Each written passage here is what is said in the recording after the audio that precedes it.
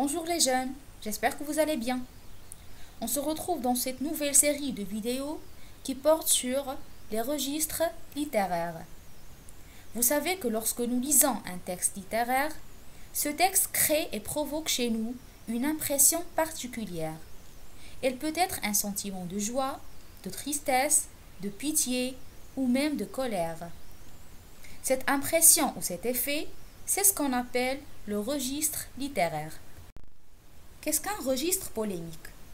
Le registre polémique est utilisé pour attaquer ou défendre, soit une idée ou une doctrine, une cause sociale, humaine ou politique, un comportement, un mode de vie ou une institution.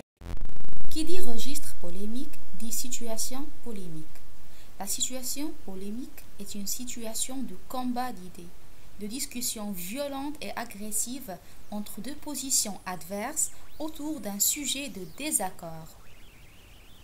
Les effets recherchés de ce registre sont provoquer afin de faire réagir et réfléchir, défendre ses idées et convaincre, voire vaincre, en réduisant son adversaire au silence sous l'effet de la colère. Les caractéristiques du registre polémique sont multiples, comme le vocabulaire dévalorisant qui cherche à provoquer, la caricature qui cherche à ridiculiser l'adversaire, que cet adversaire soit une idée ou une personne, les figures de style comme la métaphore dépréciative, exemple, cet accusé est un vrai monstre. Antiphrase ironique, exemple, il a privé l'enfant de ses parents biologiques, excellent. L'hyperbole, exemple, ce criminel a tué des centaines d'innocents. Nous avons également les exclamations et les fausses questions ou ce qui est appelé les questions oratoires ou encore les questions rhétoriques. Exemple, son amour, qu'est-ce que vivre veut dire?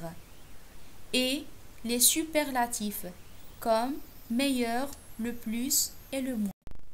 Nous avons là l'exemple d'un discours où Victor Hugo proteste contre un projet de loi réduisant le nombre d'électeurs en France. Le registre dominant dans ce discours est bien sûr le registre polémique. Nous pouvons citer plusieurs indices qui l'attestent, comme les exclamations, les figures de style telles l'hyperbole et l'antiphrase ironique, sans oublier le vocabulaire dévalorisant qui accuse. Lisons ensemble. Allez, faites, retranchez 3 millions d'électeurs, retranchez en 4, retranchez en 8 millions sur 9.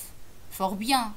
Le résultat sera le même pour vous, sinon pire.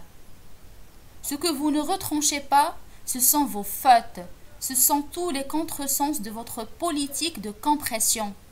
C'est votre incapacité fatale, c'est votre ignorance du pays actuel, c'est l'antipathie qu'il vous inspire et l'antipathie que vous lui